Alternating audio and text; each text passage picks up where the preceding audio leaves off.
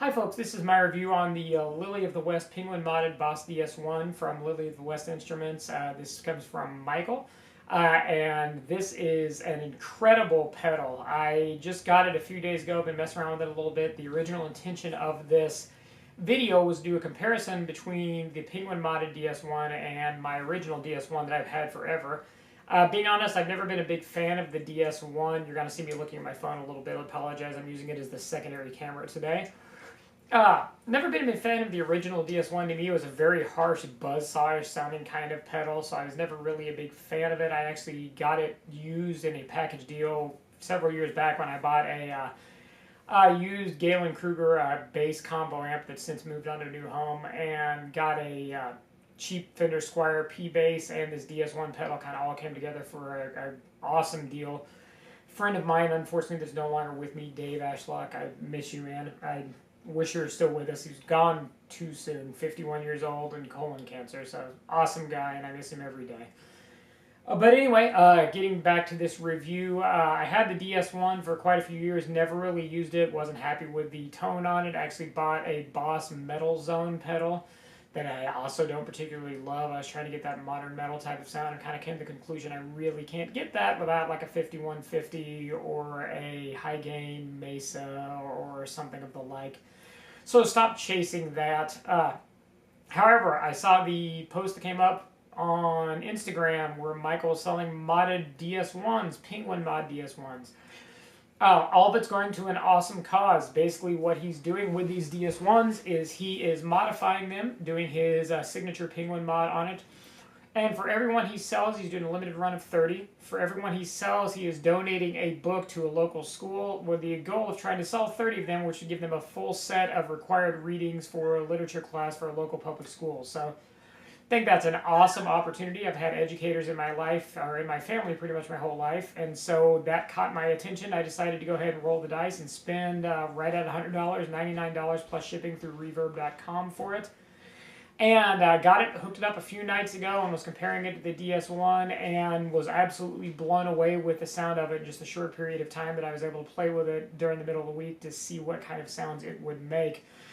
Like I said, my original intention was to compare it to the unmodded DS-1. However, I started shooting that video a little bit earlier today. I should have saved the footage, but got frustrated and deleted it. So I started having some technical difficulties and sound was cutting in and out off of my signal chain. I initially thought it was an issue with the amp, because I have an amp. You're going to see that the tubes are about 10 years old or so on it, and I've left it running for way too many hours in standby. So yeah, probably shorten the lifespan of the tubes, I thought. So I paused the video, went back, hooked everything up direct through my interface, and was going to run it that way. Still having the same issues, chasing, troubleshooting, thought, okay, maybe it's an issue with the input on my Hamer Centaur, on my main guitar, and swapped out to another guitar. Lo and behold, same issue. At this point, really beating my head up against the wall, trying to figure out what was going on, and discovered, sure enough, that it was the unmodded DS-1 that's having issues. The original one was causing all sorts of problems. So I've taken that out of the signal chain, so suppose this being a comparison, this is just going to be a review of the Penguin modded DS-1, give you an idea of some of the different tones you can get with it, and why I think you should absolutely jump on this opportunity, why Michael still has the 30 of them that he's modding and selling, because it goes for a great cause, and you will get an incredible, very affordable, very incredible sounding distortion box slash overdrive box for your guitar and or any other instrument that you can plug into it with a 1/4-inch jack. So here we're going to walk through the signal chain of what's recording the sound on this today. The sound being the guitar sound itself. The mic, I'm still using the internal mic on my Lumix G7, which is my main camera you're looking through right now. Not the best sound in the world, but it'll work until I pick up like a Rode video mic or something similar.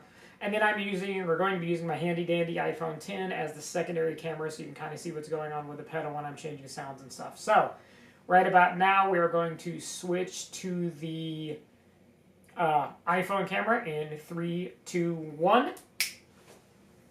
And here is the signal chain, folks. So let's start out with where we're going from on this. You see, to begin with, my Hamer Centaur, my baby. This guitar has been with me since it was brand new in 1990, 1991-ish. It is, notice, a Hamer USA. Back before this company, unfortunately, has left us, they made some incredible machines. You see a few little chips and stuff on it because I've had it for nearly 30 years, and I used to play live with it back in bands, so it got a little bit of wear and tear. However, it is still my baby. Set up with a DiMarzio pickup. I apologize, I can't remember which model it is, that I swapped out. Originally it was a Duncan Distortion, swapped it to this DiMarzio to give it a little bit different tone. And the stock single coils, which are Duncans or Duncan designs as well. Has a licensed Floyd on it for a bridge, running 10s for strings, and you'll see that the action, while not stupid low, is pretty low on it. It doesn't take much to fret this guitar, so consequently, it plays really, really, really nice. I had an extremely nice setup done on it about a decade ago from a luthier who was in Lawrence, Kansas, where I lived. He's now in the Nashville area, Ray Barbie. So if you're in the Nashville area and you're looking for someone to do setup or modifications or repairs on guitars and or amps, look up Ray. He is incredible. Not to mention he's a monster jazz bass guitar player as well. If I ever make it down to the Nashville area, I will absolutely be stopping by to see him again because he is just an awesome guy.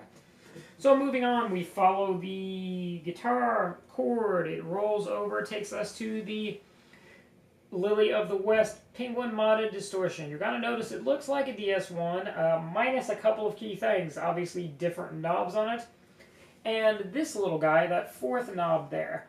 I should have done a little bit of due diligence research on what exactly that does or what exactly it's called. I'm kind of calling it like a secondary gain stage based on the sound.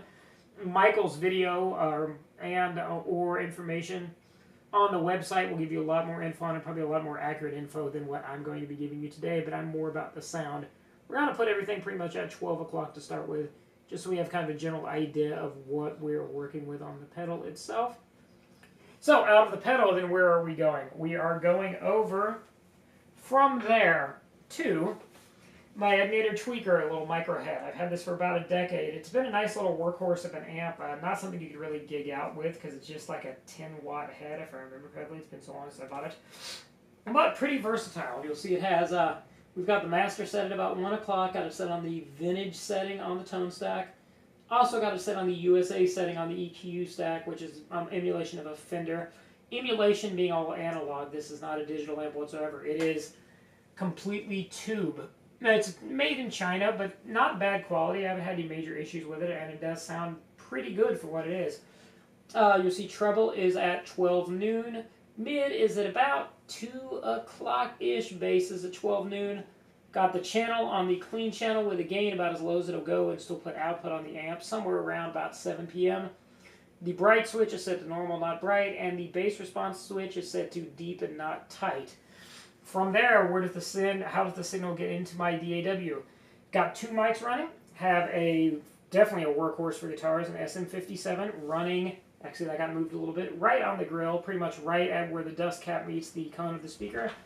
And have my Audio Technica AT4040 here, setting somewhere around the realm of, all pun intended, 3 feet away from the grill, aimed towards the center of the speaker as well. Out of that, mic cables go to my Apollo Twin Duo. That's the dual processor Apollo Twin. And then out of that into my circa 2015 27-inch iMac. That is running Logic 10.4 with the most recent updates on it. So that is the signal flow setup. So we will now switch back over via Magic to the Lumix G7 main camera. And we will get things switched on to start working on some sounds. Starting out with the Hammer Cintara on the single coil pickup on the neck, mid boost kicked off, not on. So here's what we get to start with.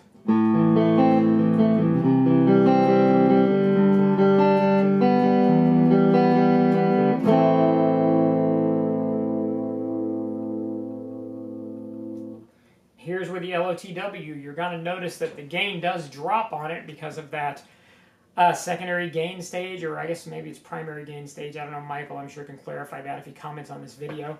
But you're going to notice the level drops. It actually cleans up the sound a little bit, which seems a little counterintuitive for a distortion pedal, but oh, just wait. Wait until you see what it does.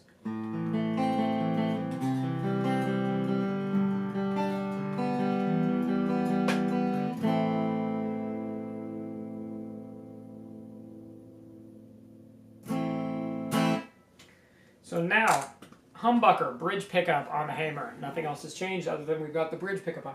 Hi! Obviously a little bit hotter, a little bit more grits, pushing the front end a little bit more.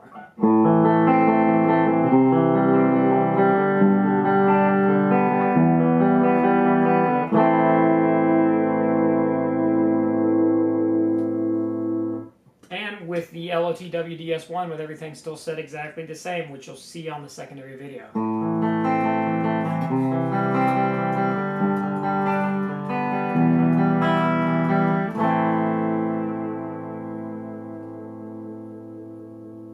Okay, so now let's play a little bit with the DSW or the DS-1 to see what we can do. So, back to the secondary camera, and let's see here, starting out by what happens when we start playing with the tone on this guy.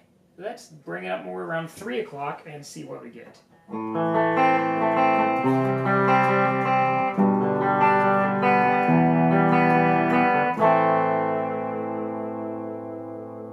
Still on the humbucker, back onto the single.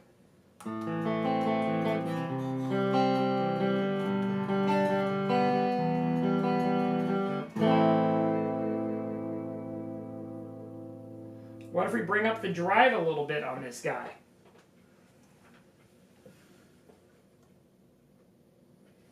See the drive, now via the magic of the secondary camera, at about 3 o'clock, and this is still on the single coil, as you see, mid-boost still out, and we get this. And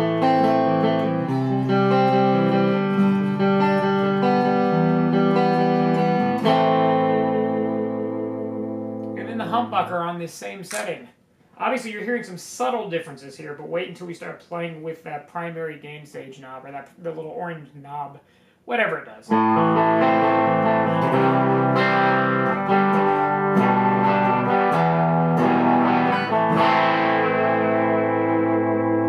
Getting a little hotter, yeah, from the humbucker. So, let's kick up the distortion, maybe even a little bit more. Secondary camera, and look, it's a big toe mod. Haha, I'm gonna coin that one for myself. Back to the primary camera. And here we go.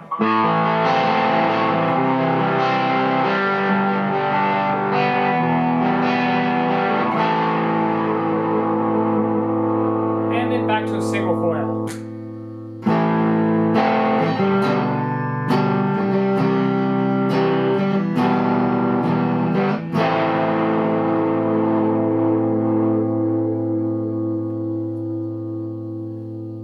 So you kind of get a little bit of an idea there. Now let's start having some fun with that primary knob. We're going to go back to the secondary camera and kick up the gain on that guy a little bit. Gotta move it up somewhere around 230-ish. We're still on the single coil, and so here's what we get now.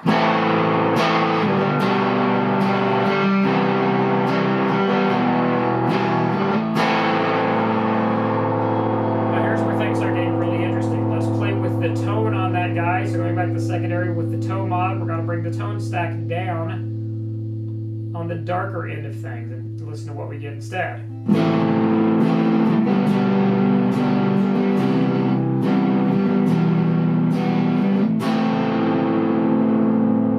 on the humbucker.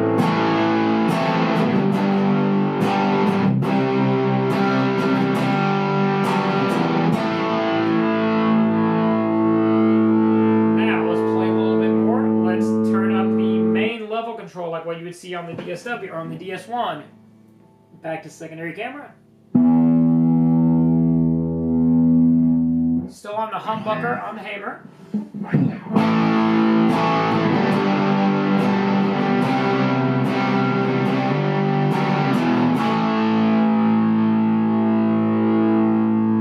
a little grittier, yes. Here's the interesting thing though, it cleans up really nicely too, so check this out.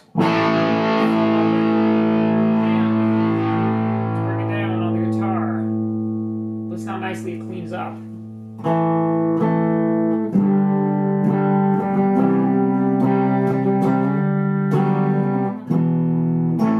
we're going to bring that tone back up. It's a little bit dark right now. So let's bring the tone back up, and you'll see it moving up via the custom toe mod to more of the brighter high end, about 3 o'clock, between 3 and 4 on the tone. So with the volume still down on the guitar.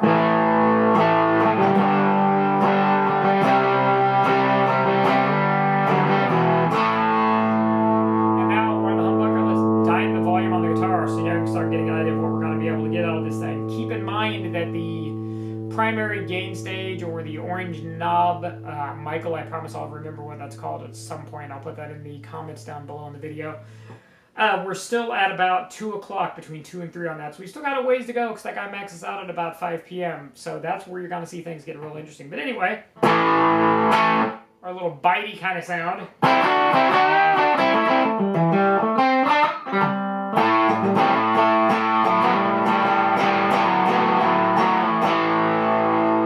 On the single coil.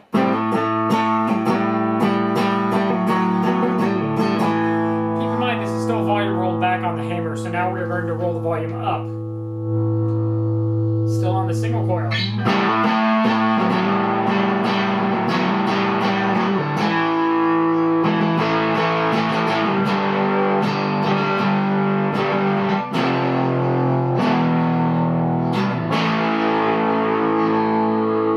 Pretty bitey there, that's my single coil more than anything. So now, let's put it onto the humbucker. We'll start out with it kind of low again on the output of the guitar. Now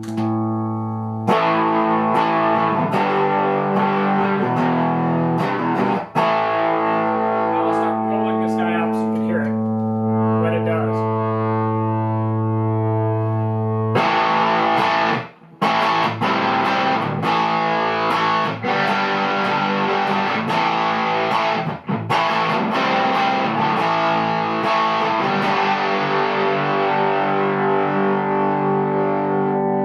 The tone off just a little, just a smidge. We're back about 230-ish.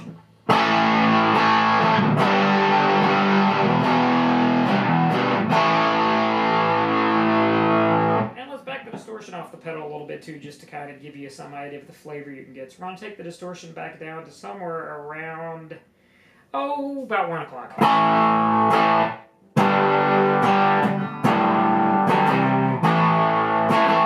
So now is where it gets fun, if you like high gain.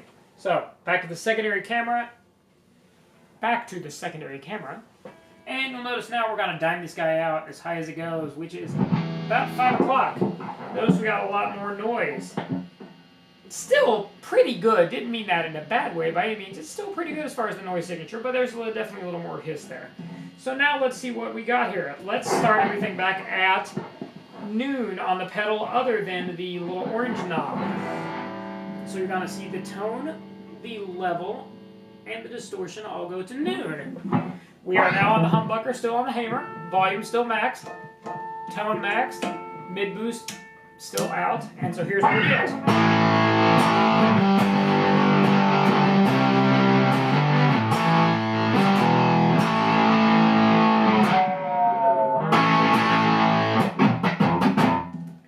Pretty cool, huh?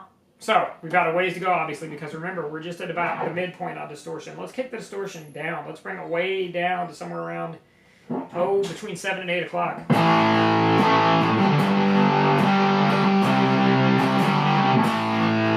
Let's take it all the way down where the distortion's backed off all the way.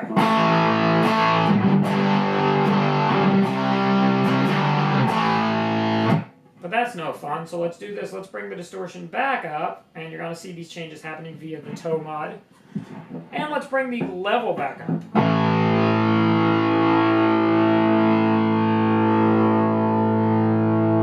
So we're now at about 230 on the level. We're still at noon on tone, noon on distortion, and with the little orange knob is maxed out, and we get this on the humbucker.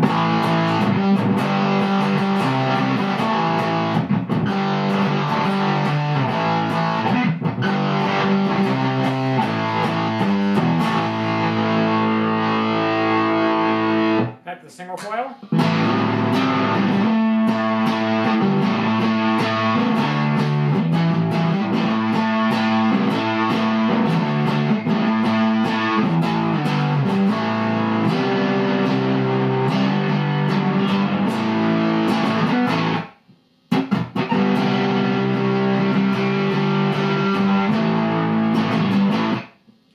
Okay, so obviously I'm digging it, as you can tell by the fact I'm starting to play a little bit more and talk a little less. So now, let's see where we can really go with this guy. Let's go back to the humbucker.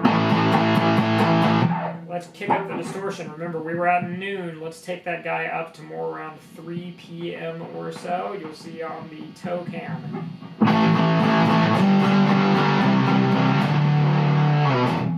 Is it I'll date myself. Thrash metal distortion, modern metal distortion, no. But is it a pretty decent amount of gain? Yeah, so here.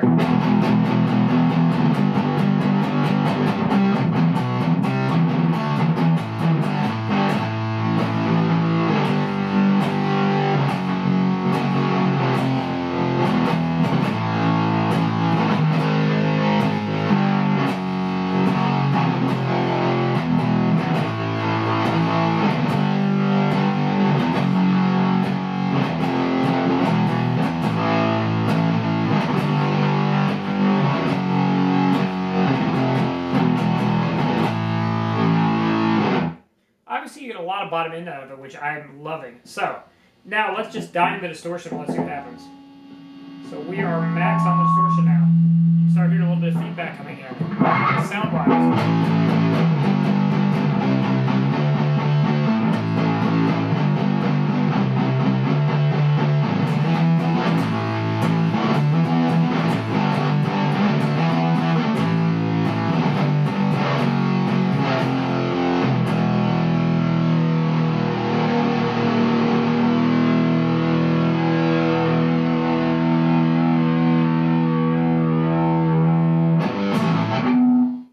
So now let's play with the tone a little bit so we can bring that brightness back in.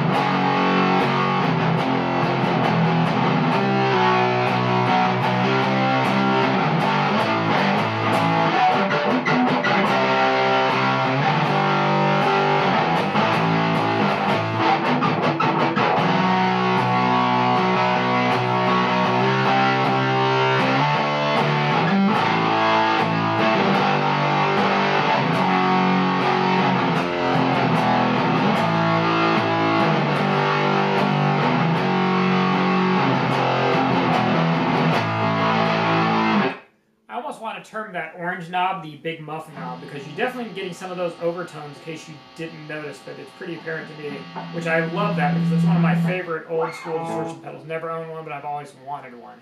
So, let's see what happens here now. We've got the tone full bright, distortion full bright, level still about 230, the little orange knob maxed, and we get this.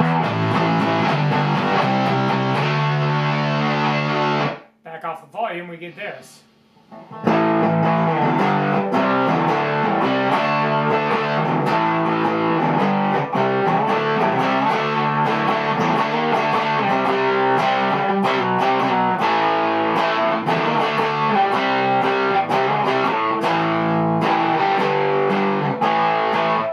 And some single chord election.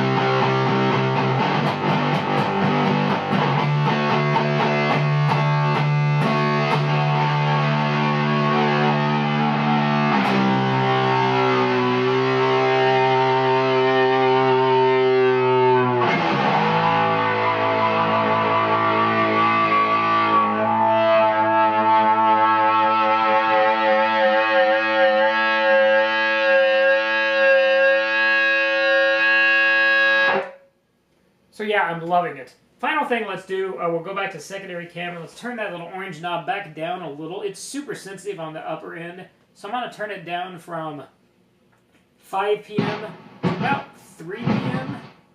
and you'll hear the difference, pretty much apparently.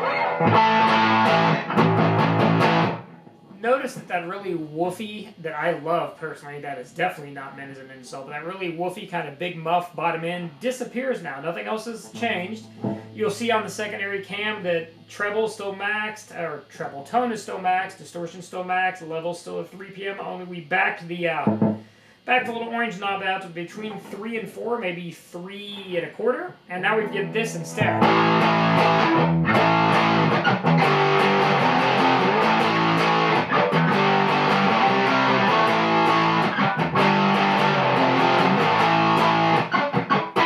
And single coil.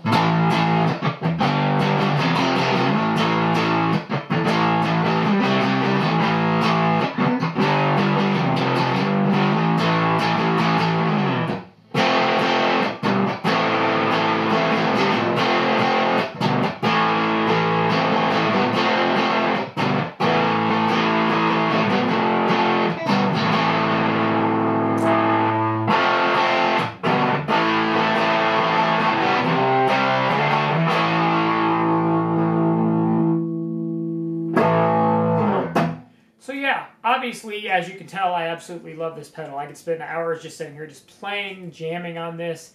Probably would not be creating any new music, but would be completely and totally happy with it. So I hope you found this video useful. Feel free, if you wouldn't mind, if you like the video, give me a thumbs up on it. Subscribe below, hit the like button, and keep an eye out because there's going to be a lot more videos coming down the road. Some product review stuff like this. Honestly, probably more stuff on my workflow. I am a guitar player, but I'm also someone who's getting very much into scoring and electronic music. So I bought the Penguin modded DS-1 from Michael, basically to have another tool in my toolbox for guitar sounds, but also for other things as well, running synths through it, running audio tracks out of my DAW and into it to get some gnarly sounding distortion, maybe on some percussion tracks, that sort of thing. So overall, I'm super happy with this pedal. It's crazy that you can get this variety of tones out of this for something around the $100-ish range. I think it was $108 shipped from Michael to me. I'm in Missouri, and he is in, I believe, Tucson? He's in Arizona. So in Arizona, it took about 3 days, 4 days to get it here. $99, about $9 shipping, and I am super excited about it. So I hope you all like this video. And I'm going to play with sounds a little bit and just kind of jam out as this fades out. So drop me some feedback, drop me a like, drop me a subscribe, follow me on Instagram. On Facebook, Facebook is Ben France Music, Instagram is benjaminfrance.music, Twitter is benjaminfrance.music, and obviously you are here on YouTube, which is benjaminfrance.music as well. So keep rocking out there, folks. Enjoy your creativity. That doesn't really make sense. Focus on your creativity. We all have that in us. Music is life, and life is music, and I hope you all have an awesome day.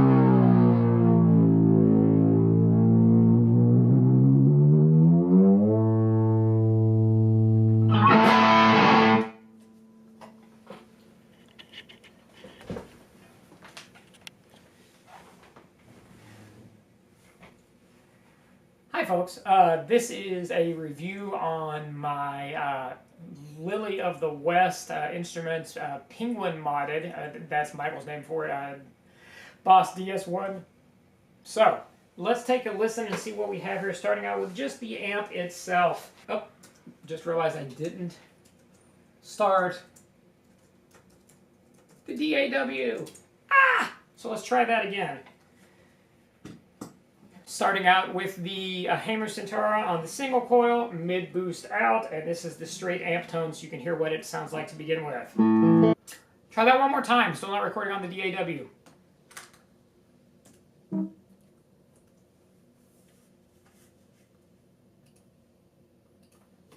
Actually, it would help if we set up the input to have everything ready to record. So let's try it that way then. What can I say? Sometimes he's just a big dumb animal, folks. Okay, that's more like it. So now, for real this time, we are recording inputs. So, we're starting out with the Hamer Centaura single coil pickup on the front end, the mid boost out. So here's what it sounds like straight into the amp itself. And one more time, folks.